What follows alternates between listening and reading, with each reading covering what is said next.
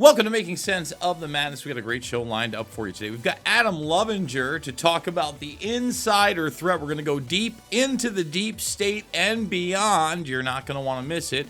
Buckle up and get ready to make sense of the madness.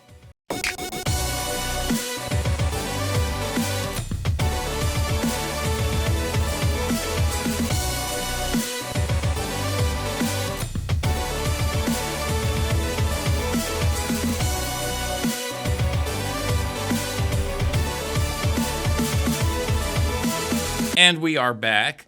Adam, thank you so much for joining us. Now, before we get into the book, what the definition of the deep state is, etc., I'd really love to get into your background and how one gravitates to be in the intelligence community and then serve on the National Security Council and what that's like.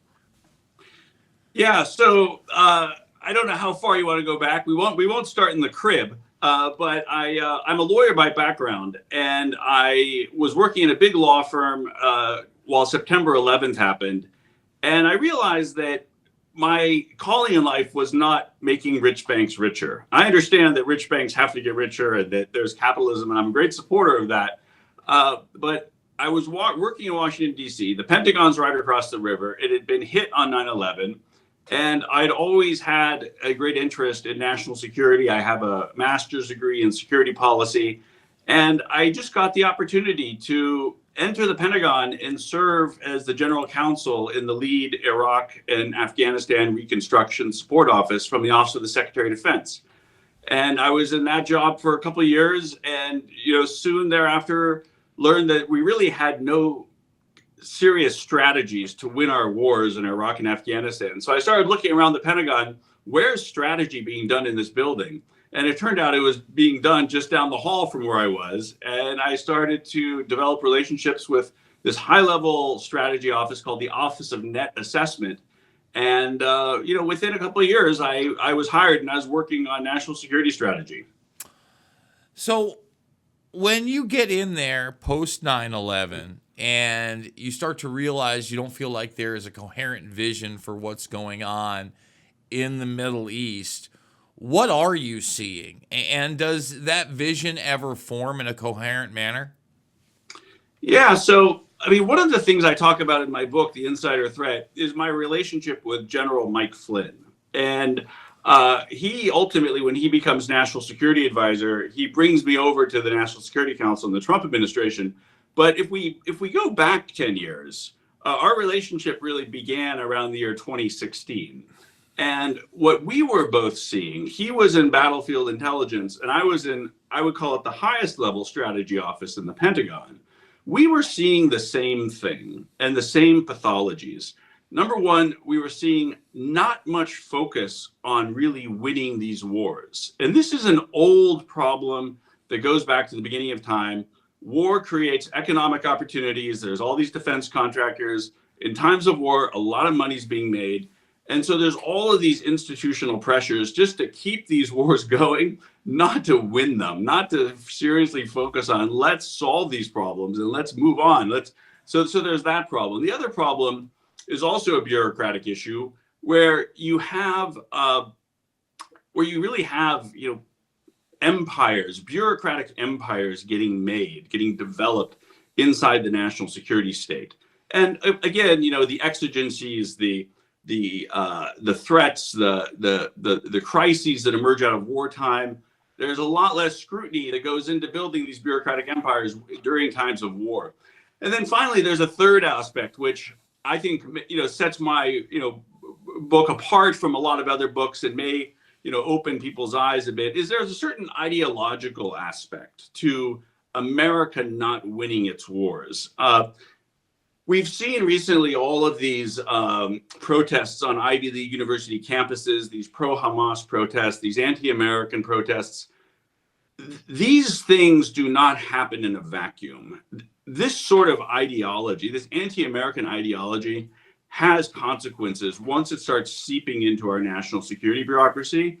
And you get people that don't believe in America, in these jobs. And they see that their job is actually to cut America down, to restrain America, to make us not so preeminent in the world. And these are characters that I started seeing particularly during the Obama administration. It seemed like there was a big emphasis to put people who didn't believe in America in certain key nodes within the national security bureaucracy. And you get a certain, I mean, maybe in their minds, they don't think that they're sabotaging America, but they do think, oh, our job is to restrain America. We're too powerful. We need to sort of balance America's power with our adversaries just to create this sort of better system. And it's really a very troubling and problematic development. So that's what I focus quite a bit of my book on. Well, since you kind of talked about the contemporary issue about what's going on in the Middle East, but then at the same time talked about the bureaucracy issue of the incentivization of not only finances, but I would argue geopolitical power with these wars and to remain in them. How do you balance that? Because for me, I don't like what's going on in the Middle East. Now, you're not going to find me in a protest, but at the same time, I'd like to see a ceasefire. I'd like to see stabilization there. I think a lot of people that voted for Trump the first time around wanted to see that in the Middle East. I'm not in love with what's going on in Syria right now. I'm not an Assad fan, but at the same time, I realize it's our Central Intelligence Agency went in there through Operation Timber Sycamore. The region has always been rife with conflict. And now the guy that we're putting in is an ex, al-Nusra, al-Qaeda fighter. And, obviously that's concerning in that cycle. So how do you balance those type of things? I'm certainly not a war hawk either, but I don't think we don't need a military. I don't think that we don't need intelligence. I'm not one of these anarchists. I like to think that I'm pragmatic. And, you earlier in that little segment, you kind of brought up the point that a lot of people are invested in keeping these things going. So obviously, when you build that bureaucratic state, things are going to be difficult. Yeah. Yeah, you're right. And, I think we're in really good hands with Donald Trump. And I'm not even talking politically. I'm talking from a policy perspective. And I'll explain why. So, as far as the bureaucratic corruption that fuels these wars, Trump, more than any American in history, even more so than Dwight Eisenhower, who famously warned about the military-industrial complex in his farewell address, Trump, more than anybody, understands this pathology, how this government corruption, really fuels these forever wars. So there's that issue. The second thing is that, when I was transferring, when General Flynn asked me to go from the Pentagon to become senior director for strategic assessments at the National Security Council under Trump, what was really interesting during that transition period from Obama to Trump is that all of the information that I was getting from our intelligence agencies that was sort of pouring across my desk was showing me very clearly that America's enemies were scared. They were scared of Trump. They sort of, in a shorthand, they thought that Obama was working for them because Obama was coddling America's enemies to such a degree that they, really thought that he was working for them. And I actually think he was in many respects. But when Trump was elected, this peace through strength projection of power, we had no wars during the Trump administration, which is a phenomenal phenomenon. I mean, those 4 years were years of peace. And that's because America's enemies, they saw that America was strong under Trump and that Trump was a no-nonsense kind of guy. They didn't have blackmail material on him. They couldn't coerce him, and they, his advisors, for the most part, genuinely believed in America first and genuinely wanted to, keep this peace through strength dynamic going. And so I think that resolve, that peace through strength is, sure, it's building up the military, it's making America more powerful, but that's how you get peace. So I think that, that's really important. And then secondly, about the Middle East, one of the problems that the American people, I think, increasingly, realize is that presidents that want to put daylight between us and our allies, when America is no longer obviously firmly supporting our democratic allies, that is a signal to our enemies that, okay, now, you can unleash the dogs of war. So Trump's support for Israel was absolutely critical for the Abraham Accords, which amazingly brought this peace between the Israelis and the Gulf Sunni Arabs. I mean, many people thought that wasn't even possible, but it's that no daylight policy that is so conducive to peace. Whereas you saw, Obama and really Biden to an extent, oh, do we want to give the Israelis weapons? Do we want to twist their arm? Do we want to try to get some Iran deal? That is so provocative. That is like a recipe for war.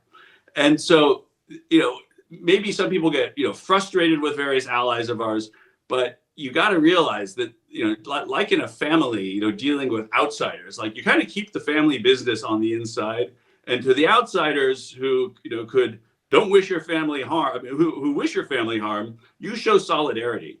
And it was just fascinating. I mean, just recently, Anthony Blinken admitted, the Secretary of State under Biden just admitted that the more the Biden administration pressured Hamas to release these hostages in Gaza, that the more reluctant Hamas was to release them. I mean, that's a stunning admission, but it goes right to this point that with your allies, you hold them really close. That doesn't mean that you don't have disagreements, but you don't allow that daylight to be exploited by these authoritarian, horrific regimes, whether it's China or whether it's the Iranians and, Al-Qaeda, ISIS, whomever. You keep your democratic allies close. So you kind of mentioned the peace through strength aspect. And I would say this, in large part, I really liked Trump's foreign policy. I'd agree with you that he didn't start any new wars, but at the same time, he talked a tough game against Saudi Arabia. He gets in there, cuts a $400+ billion arms deal. I'm not in love with what's going on in Yemen. But at the same time, he was the first guy in my generation to ever talk about the military-industrial complex and name it by name. He was the first guy to criticize these wars for blood and treasure. And I think what's most important, and what I think a lot of nation states outside of, through strength, is that he was willing to speak to people and be diplomatic. And I think, him talking to Kim Jong-un in particular was a moment that other people said, all right, well, at least he's willing to discuss things. Because again, I mean, outside of the Middle East, I don't know that a nation state or a leader had been more demonized in Western culture than North Korea, right? Axes of evil.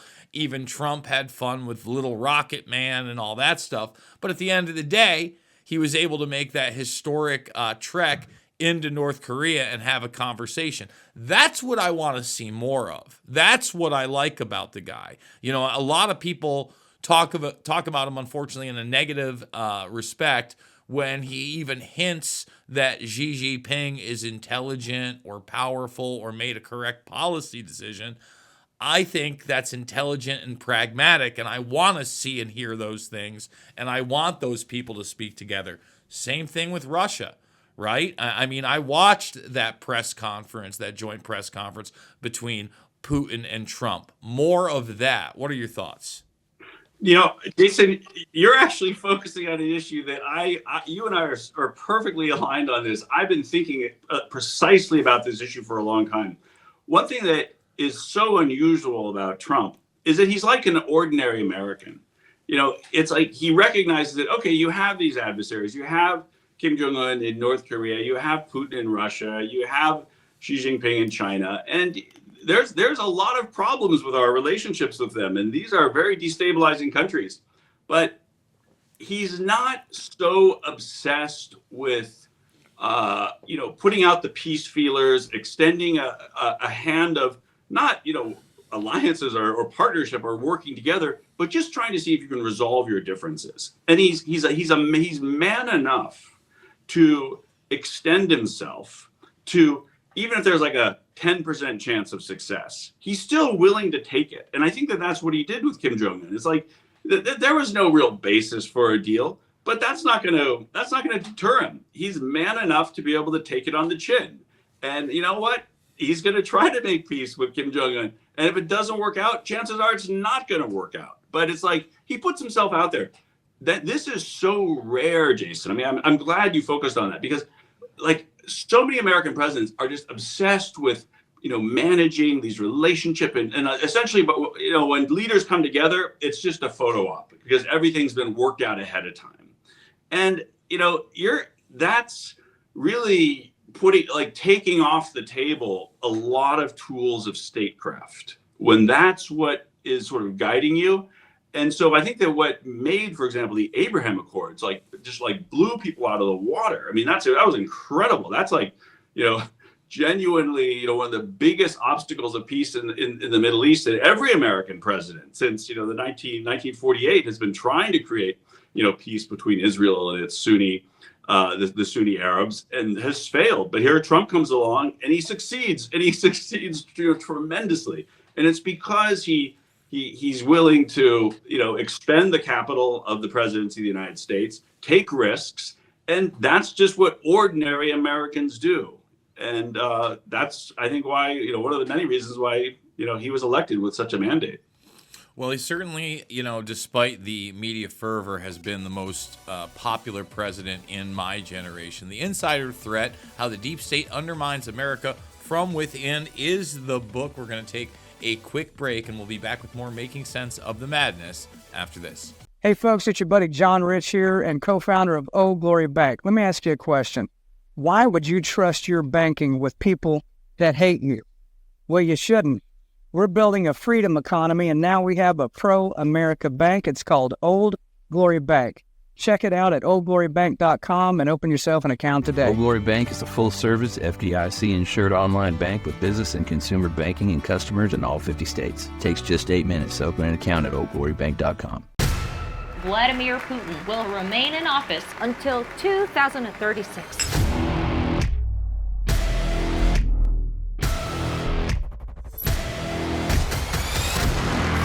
Putin is being called bold. What's your strategy to bring them back to the Stone Age? Daring. You won't be able to look away. How can his kingdom last?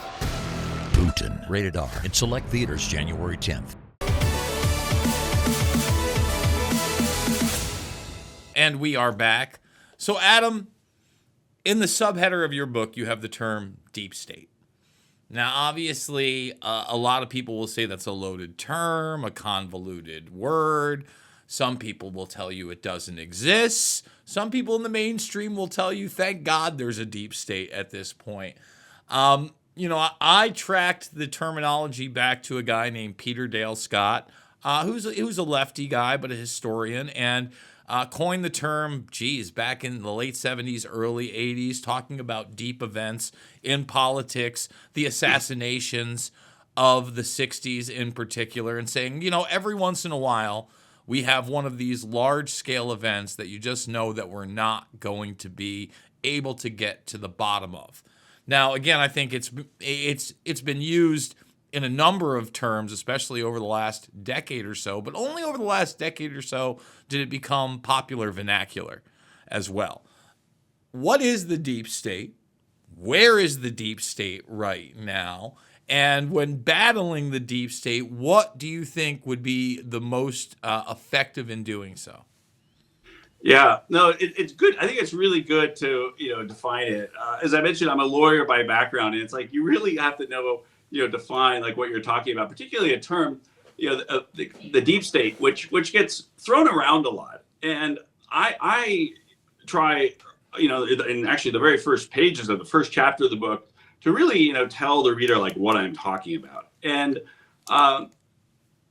what I saw, well, first of all, before encountering the deep state, I did not think it could exist, and it couldn't. And I didn't think it could exist because, as a lawyer, it's you study the constitutional order of the United States, and you realize that in our constitutional order, there's these checks and balances. You got Congress, making sure that the executive branch, and you got the courts, and a very elegant sort of system to make sure you don't have these abuses of power. What happened to me, Jason, is that soon after General Michael Flynn asked for me to come to the NSC, by that time, I had been in the Pentagon for a dozen years, perfect performance ratings, no security issues, no investigations, no problems whatsoever with my career. Within a couple of months, I was under 5 investigations, 2 administrative, 3 criminal. And I was just so surprised. I was like, how could this be happening? My understanding of law is that you need to have a legal predicate in order to investigate something. You can't just weaponize investigative processes and go after people, based upon nothing. Well, that was a big awakening to me. I mean, in many respects, maybe being a lawyer was a handicap, because I was like, these very senior bureaucrats, and these are some of the highest level bureaucrats, including Obama's Deputy Secretary of Defense, Bob Work, who for some reason I still don't understand was held over for the first few months of the Trump administration. He was intimately involved in weaponizing these investigations, launching these investigations without a proper legal predicate. These are illegal investigations, and just going after me. And the time when I really realized there was a deep state, and I knew that I needed a lawyer who actually understood this better than I did, was when I reached out to the highest level personnel bureaucrats in the whole Pentagon. And I put them all on one email with a bunch of senior lawyers. And I wrote, what is happening to me? These investigations are clearly illegal. They're criminal.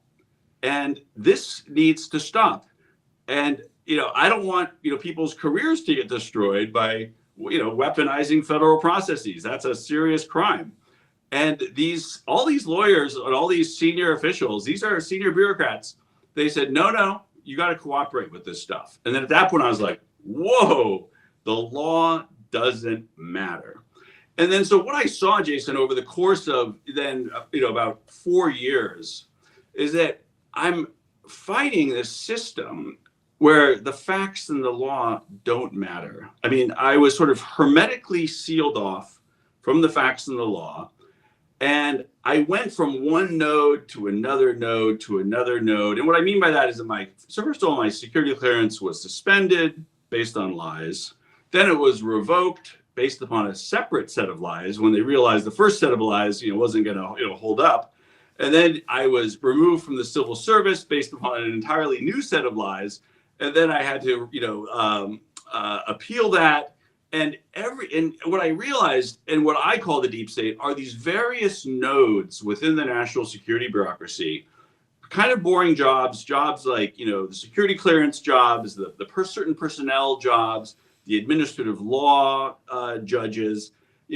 These people are working together in what is technically under the law a criminal conspiracy, because they're knowingly and willfully violating the law, subverting federal process. And this is when, I got what the law calls dispositive evidence of a criminal conspiracy. And this, when they work together like this, they have a lot of power. There's no checking and balancing, no accountability, no independence and objectivity.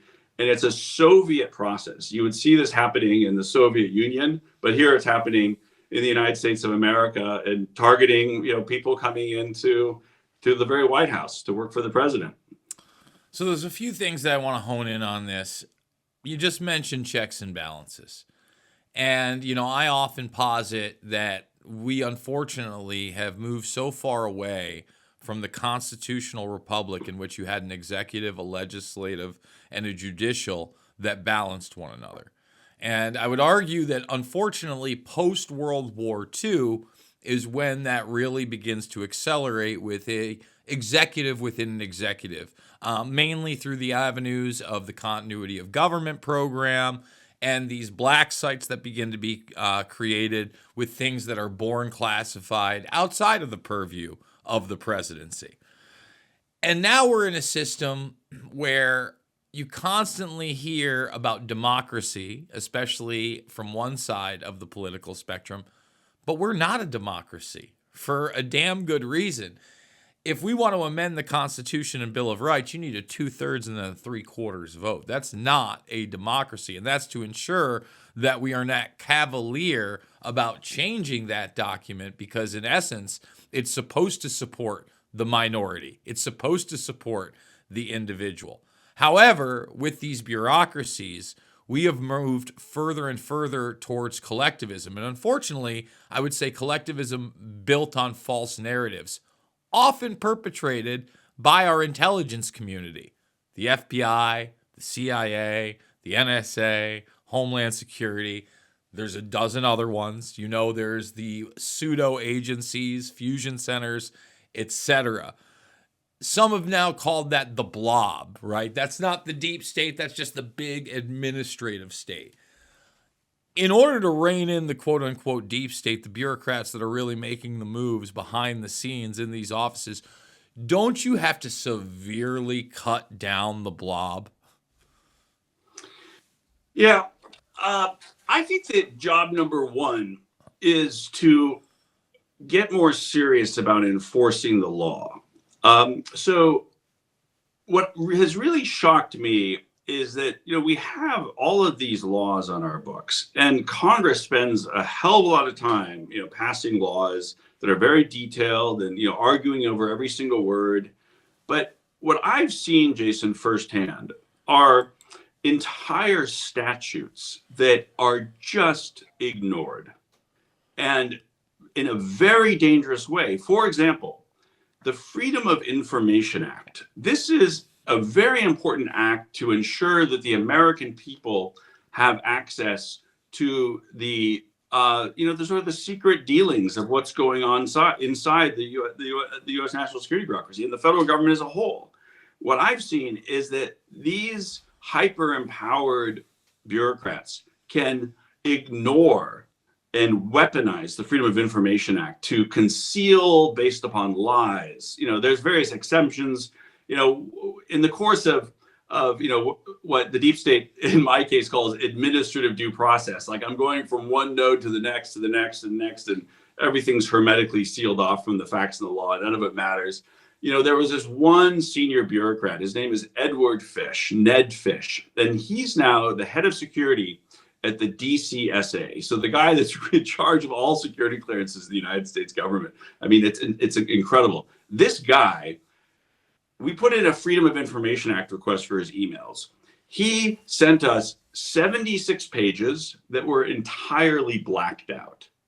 Not even one word was revealed. And what he's doing, I mean, that's just on its face illegal, because it's like you can't do that. But what he's doing is he's thumbing his nose at federal process, at their constitutional order, by saying, I'm not going to follow FOIA. I'm not going to follow the U.S. Privacy Act. And he can get away with it. Not only that, he gets a promotion to be the head of security of the DCSA, the entity in charge of all security clearances, of all incoming Trump officials. This guy is still there. And so that's what I think is step number one. I mean, I agree with you. We do need to cut our federal bureaucracy. But if we're going to be a democracy, if we're going to be a republic, if we're going to, be true at all to our Constitution, we must begin enforcing our laws and not allowing these criminal operatives inside our national security bureaucracy to get away with just ignoring inconvenient laws, because it gets in their way from weaponizing, from really abusing their authority against their political and ideological adversaries. Well, certainly in the next segment, I want to get to criminal accountability within the executive and surrounding branches, because I don't think that we've seen it in decade upon decade, and barely saw it, say, in the Iran-Contra affair. But again, I want to wait to get to that, because you really just talked about something important, the FOIA. And what I think we need is mass declassification of all sorts of documents. It still is something that is a vivid memory of mine, that my senior year, we went to the Roosevelt Mansion in Hyde Park, New York. And, they have the little historian guy there. And even then, I'm sitting there as a 17-year-old kid, and all of a sudden he's like, well, some of the documents here are still classified, but I think that's okay because, the American people, I'm thinking to myself, wait, this is World War II. Why are these things still classified? Fast forward to me reading Operation Paperclip by Annie Jacobson, and she leads that book, that there are still 600 million documents that are classified regarding Operation Paperclip and the Nazis. I don't know where we're at, a decade plus later, but I bet it's not that great. You look at JFK, RFK, MLK, all those assassination programs. We could get into MK Ultra. All the nefarious things that we kind of know about on the peripheral, but still haven't gotten a really good look at. How is it that we start a real reformation of the Constitution and Bill of Rights without mass declassification? And I think that includes things like 9/11, like the corruption in the Iraq War, and then some kind of criminal accountability, at least for the most egregious. Yeah. No, I agree with you that, I mean, the national security state has really, I think, gone a little bit out of control. And, we understand, we were attacked on 9/11. And so we created new agencies and a lot of things were being done more and more in the name of national security that as time goes by, as the evidence comes out, Lee Smith, who's a really brilliant guy, wrote a book called he wrote a book on canceling the president of the United States, came out by Encounter Books, and he talks a lot about information flow and cancellation, and there's really this, the issue is that there's too much weaponization of secrecy. I think that that's a problem that's really emerged in recent years. And you're right. I mean, there's this sort of this epidemic. You look at polling, and the American people don't have a lot of trust in the United States. And I think that a lot of that, does come from, this default to excessive secrecy, and that has a structural and strategic, long-term detrimental impact on the legitimacy of our government. The more secretive it becomes, and the more times that officials say, well, we can't talk about something because it's classified. It's like, well, there's so much evidence of weaponization and so much evidence of corruption. It's like, it's clear that in the name of national security, a lot of this stuff is getting covered up. So I'm with you. I think there needs to be less of a focus on this secretiveness. I think there should be a default presumption that we do want transparency when it comes to the American people. That's how their government will be more accountable, and there'll be more confidence in the integrity of the American government.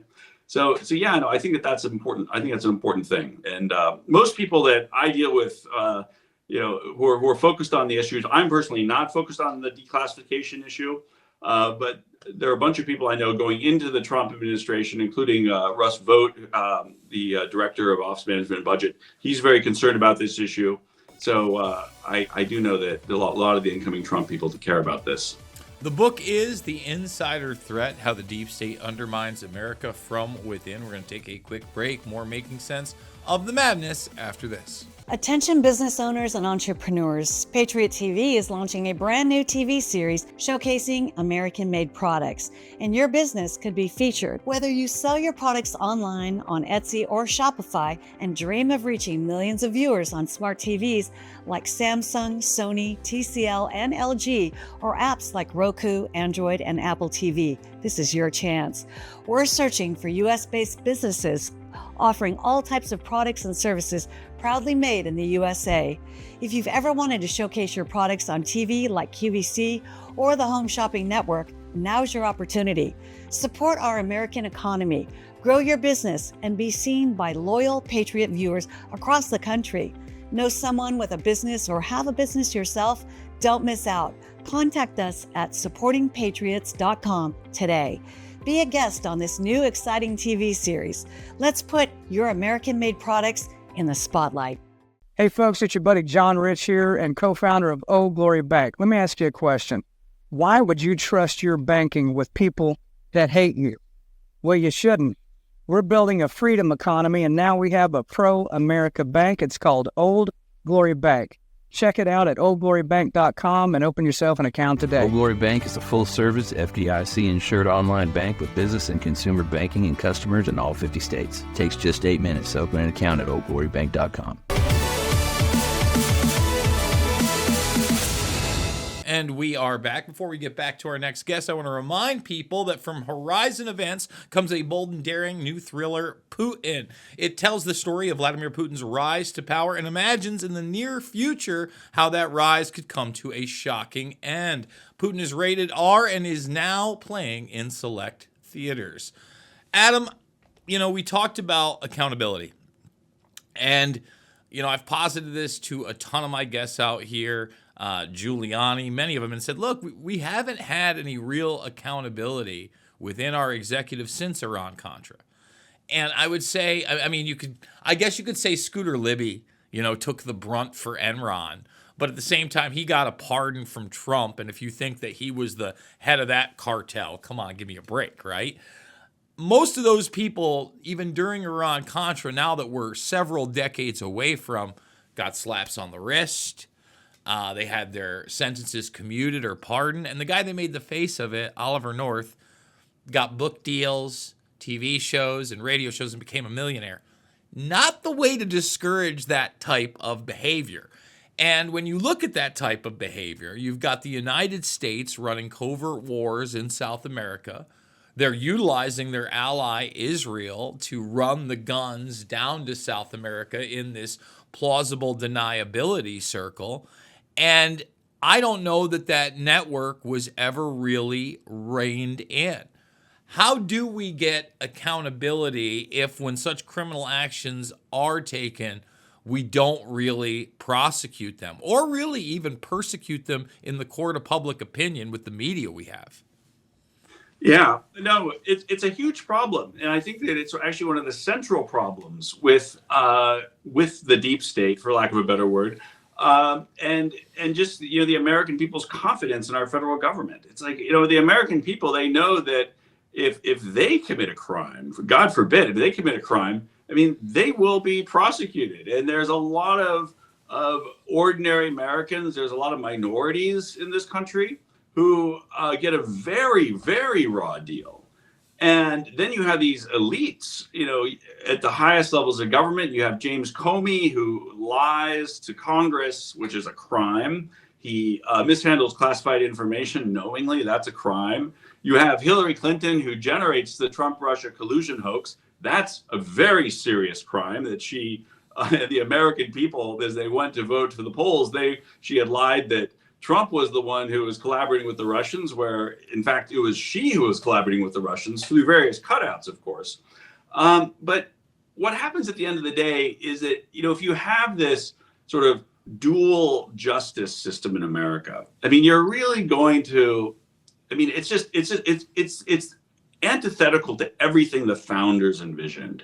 It's a horrific state of affairs. And it's, I saw this, extraordinary poll a couple of years ago, jointly commissioned by the Washington Post and the University of Maryland.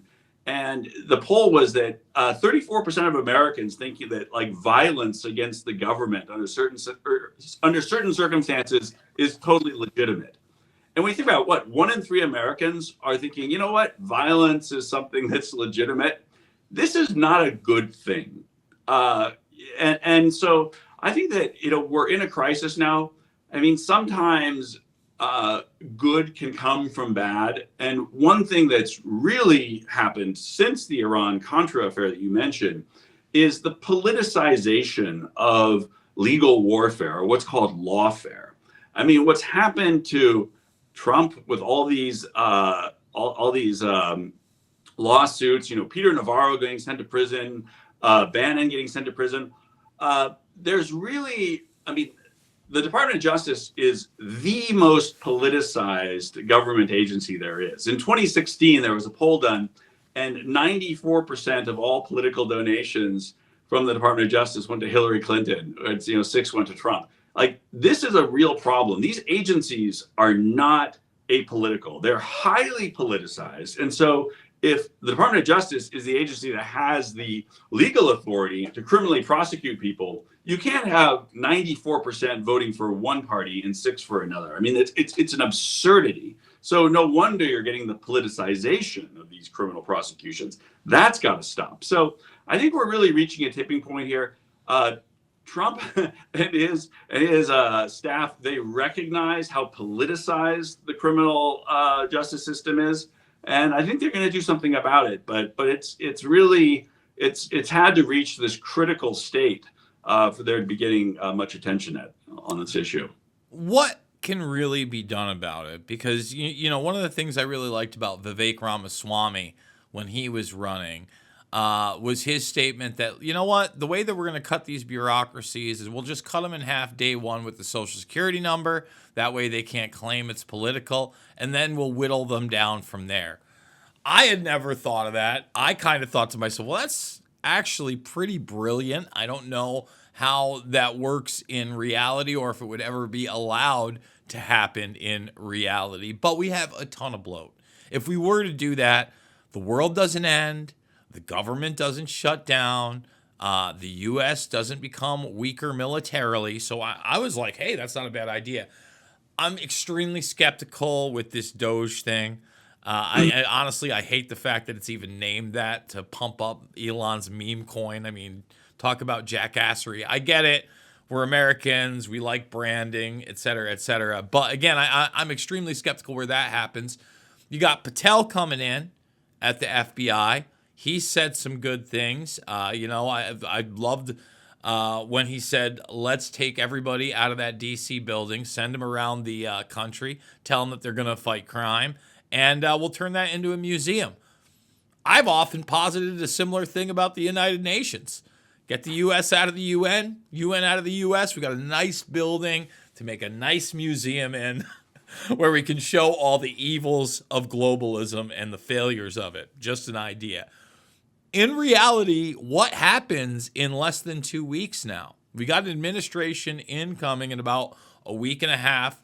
Hopefully, no assassination attempts or anything wild happens. And you do have these people coming in, whether or not they're confirmed, who knows? Whether or not they can get their agenda done, who knows? What do you think is going to happen?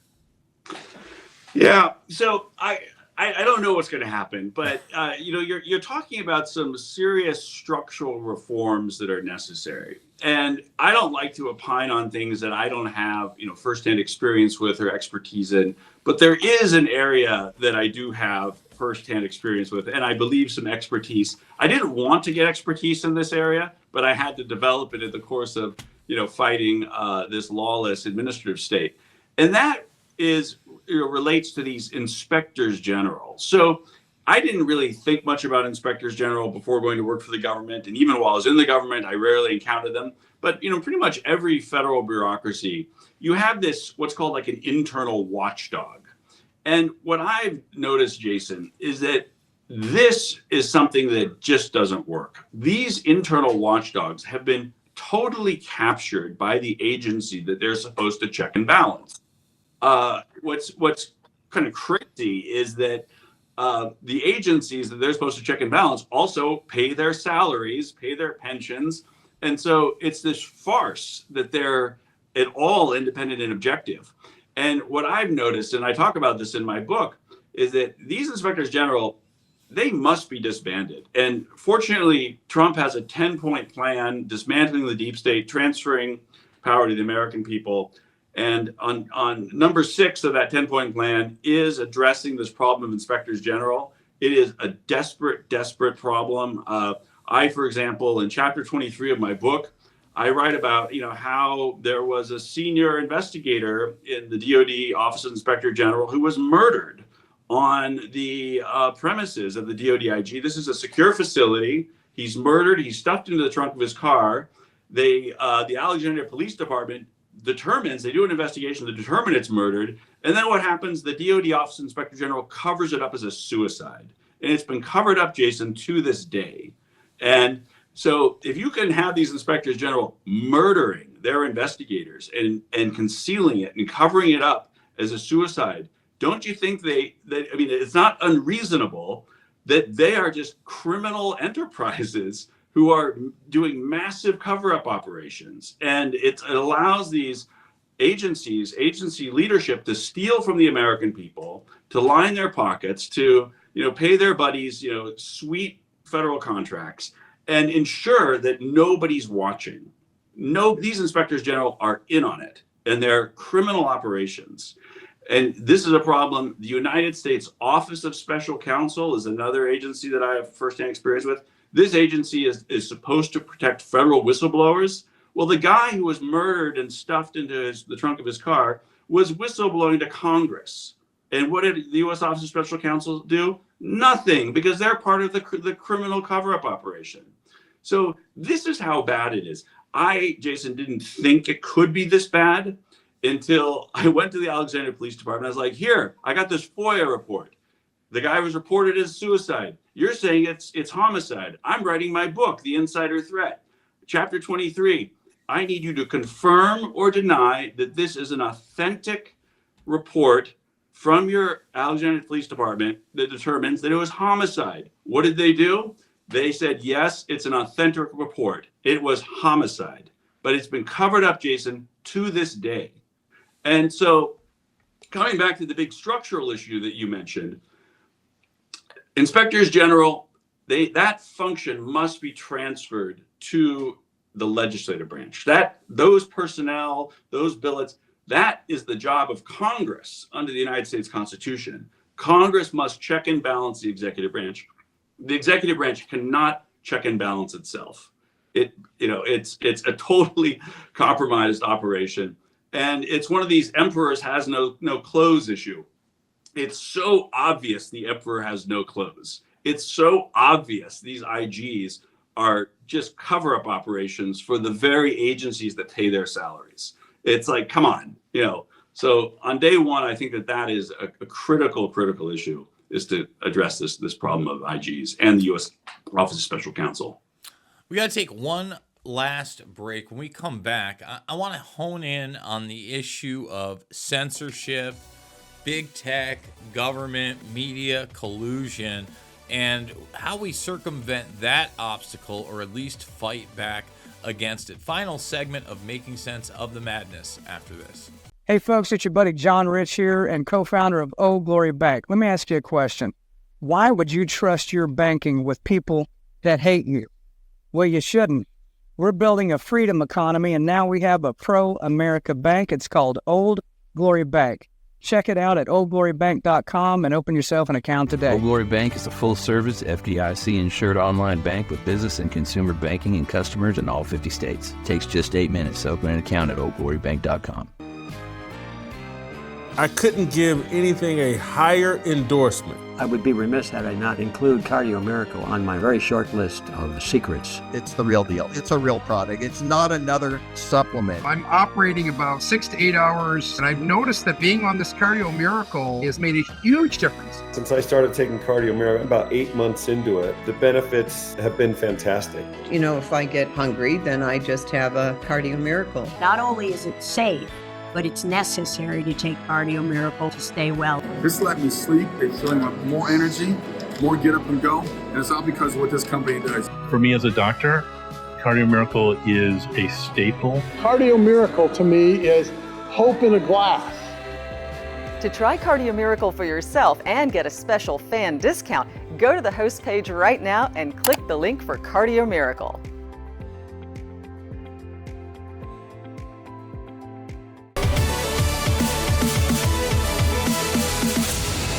And we are back.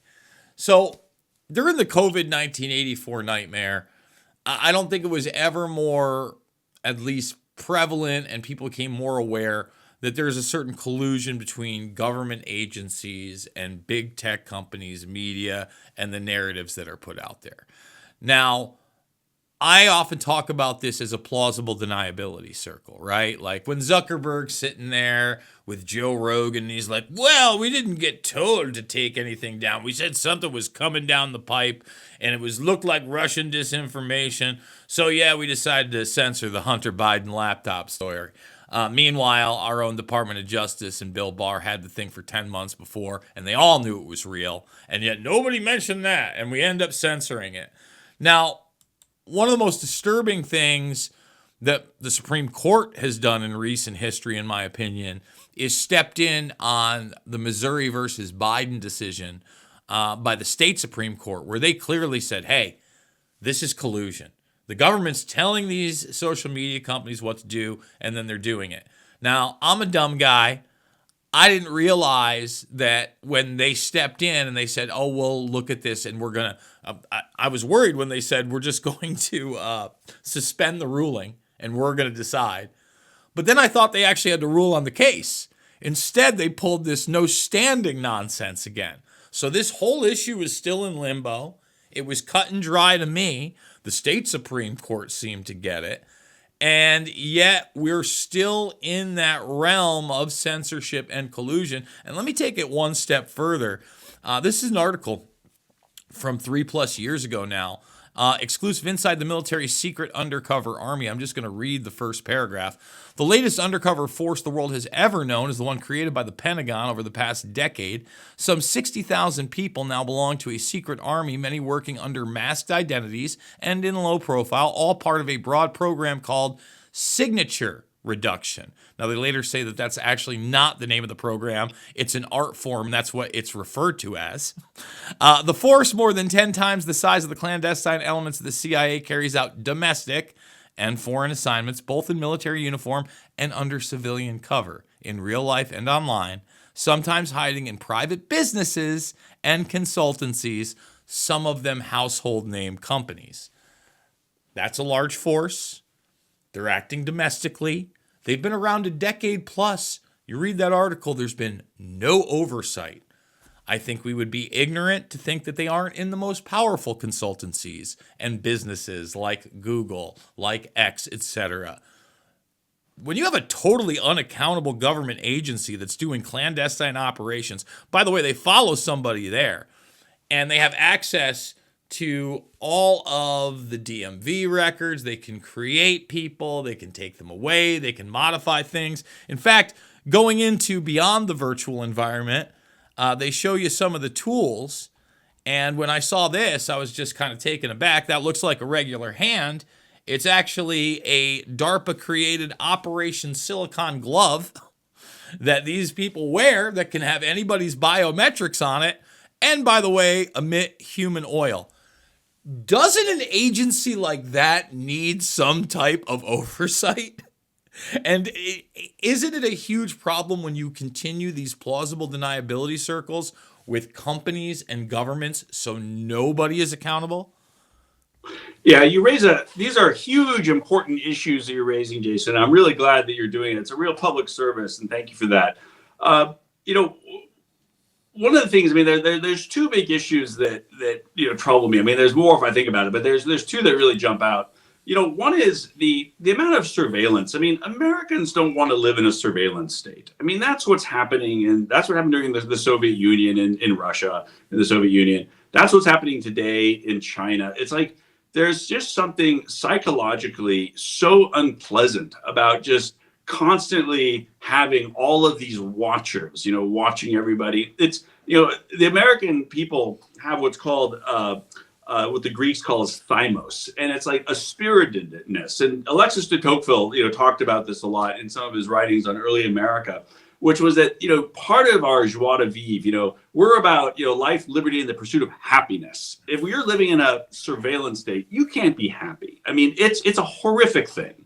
And so it's making us less and less American and more like our adversaries, more and more like our enemies. And that is actually part of the design of our enemies. I mean, this is another hour-long conversation if you want to have it, but well, I think it's the drive towards collectivism and modern-day globalism. Whether you want, whether you want to call it the Great Reset or the New World Order or global governance, et cetera, whatever buzz term, that is the movement of narrative management and control, collectivism, and unfortunately, less choice, more surveillance, more control. Correct. And I really, first of all, there's so much evidence, for example, that America's enemies are behind this evolution of our democracy. They've wanted to make us more like them for a very long time because, in essence, when America is a shining city on a hill, when we're a country of liberties, their people, Russian people, Chinese people, Iranian people who want to live free, who want to live in a liberal, democracy like we have, a classical liberal democracy. They're yearning to come to America. They become an existential threat to their authoritarian leaders. So the authoritarian leaders of those countries, for decades, they've been trying to make America more like them. Doing this, we're essentially doing the work of our enemies for them by making us more like them, so that we are actually a less attractive destination for their people, which is their intent. This brings me to my second point, which is that the more you have these secret collaborations between government and the private sector, and creating these secret armies that you mentioned, America's enemies, this is like giving them a gift on a silver platter, because the more sort of complexity and secrecy you can create, those are all open avenues through which you get Russian, Chinese, Iranian subversion of America. These countries are expert. I mean, their political culture is subversion. America is an open democracy. We've never been good at that. If we wanted to subvert one of these countries, we tried, we couldn't do it, because that's just not who our political culture is. Theirs is. I mean, Russians learned subversion of their mother's milk. I mean, it's like you get guys like, Putin coming out of the KGB. I mean, this guy, he lives and breathes this. He's a creature of this. You don't have Putin types in America. So I just think that these efforts that you're talking about here, which I think are super important, the concealment, the secrecy. If I was America's arch enemy, if I was Putin, if I was Xi Jinping, if I were the Ayatollahs in Tehran, I would be doing that. I would be creating these secret armies, these secret collaborations between industry and our intelligence agencies, our law enforcement here. I'd be like, that's how we bring down America. And we appreciate you guys watching this show 5 days a week here on Patriot.tv, where the truth lives. Remember, this guy, it is not about left or right. It is always about right and wrong. I absolutely love you guys, and I will see you all